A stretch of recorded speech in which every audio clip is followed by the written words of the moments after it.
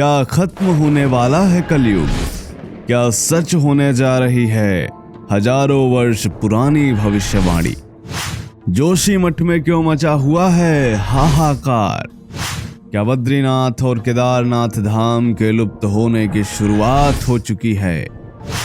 फट रही धरती आखिर क्या संदेश दे रही है? दोस्तों, जोशीमठ इन दिनों बहुत बड़े संकटों का सामना कर रहा है। जमीन धंसने से लगातार घरों में दरारें पड़ रही हैं। स्थानीय लोग काफी परेशान हैं।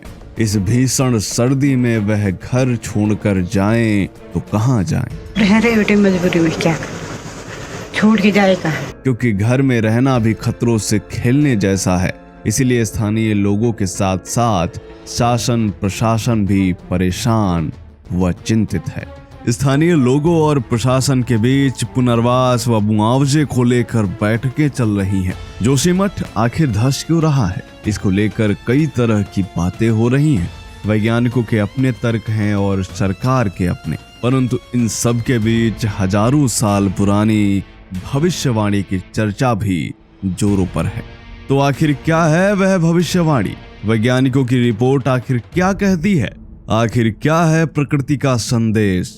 यह सब जानेंगे आज के इस वीडियो में, तो बने रहिए हमारे साथ वीडियो के अंत तक और कमेंट में हर हर महादेव जरूर लिखें।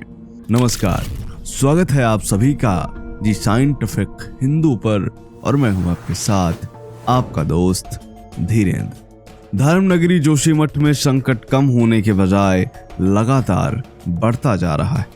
इस भीषण प्राकृतिक आपदा से धर्मनगरी को बचाने के लिए उत्तराखंड सरकार के साथ केंद्र सरकार भी लगी हुई है। इस प्राकृतिक आपदा में करीब 700 से ज्यादा घर प्रभावित हुए हैं। प्रभावित क्षेत्र में सभी लोगों को सुरक्षित स्थानों पर शिफ्ट किया गया है, क्योंकि दरारों की वजह से इन घरों में रहना खतरनाक हो चुका है। जोशीमठ में आपदा को लेकर दो तरह की बातें चल रही हैं। एक तरफ वैज्ञानिकों का अपना मत है, तो दूसरी तरफ एक भविष्यवाणी की भी चर्चा है। तो चलिए पहले भविष्यवाणी पर चर्चा कर लेते हैं, उसके बाद यह भी जानेंगे कि आखिर विज्ञान क्या कहता है। हिंदू धर्म ग्रंथों के अनुसार जब बद्रीनाथ और केदारनाथ धाम लुप्त हो जाएंगे तब कलयुग का अंत होगा और भविष्य बद्री नामक तीर्थ का उदय होगा। तो क्या युगों पहले हुई इस भविष्यवाणी के सच होने का समय अब आ गया है? लोग यह भी कह रहे हैं कि यदि यह भविष्यवाणी सच हुई तो केदारनाथ व बद्रीनाथ धाम भी लुप्त हो जाएंगे। दोस्तों, इस भविष्यवाणी की चर्चा इसलिए भी जोरों पर है क्योंकि जोशीमठ में स्थित नरसिंह भगवान को लेकर भी एक मान्यता है। जी हाँ दोस्तों, जोशीमठ में स्थित नरसिंह मंदिर, जहां भगवान बद्रीनाथ की शीतकालीन गद्दी भी है, यहाँ भगवान नरसिंह की एक प्राचीन मूर्ति है। इस मूर्ति को लेकर कई मान्यताएं हैं। इस मूर्ति में भगवान नरसिंह का एक हाथ बिल्कुल सामान्य है, जबकि दूसरा हाथ काफी पतला है और यह हाथ साल दर साल और पतला होता जा रहा है। मान्यता है कि जिस दिन नरसिंह भगवान का पतला हो रहा यह हाथ टूट जाएगा, उसी दिन नर नारायण पर्वत आपस में मिल जाएंगे और बद्रीनाथ का मार्ग बंद हो जाएगा। इसके बाद भगवान बद्रीनाथ के दर्शन भविष्य बद्री नामक तीर्थ में होंगे। दोस्तों, यहाँ एक शिला भी है जिस पर एक अस्पष्ट आकृति है।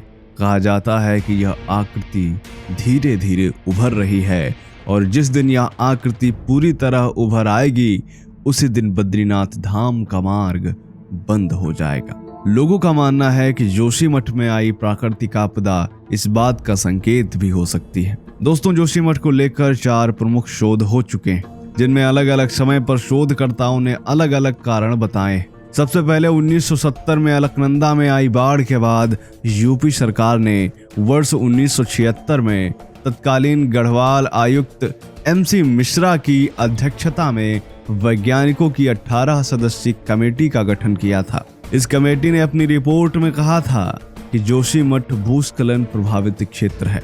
इसके ढलानों से किसी तरह की छेड़छाड़ नहीं की जानी चाहिए। यहाँ 5 किलोमीटर के दायरे में किसी भी प्रकार का खनन नहीं किया जाना चाहिए।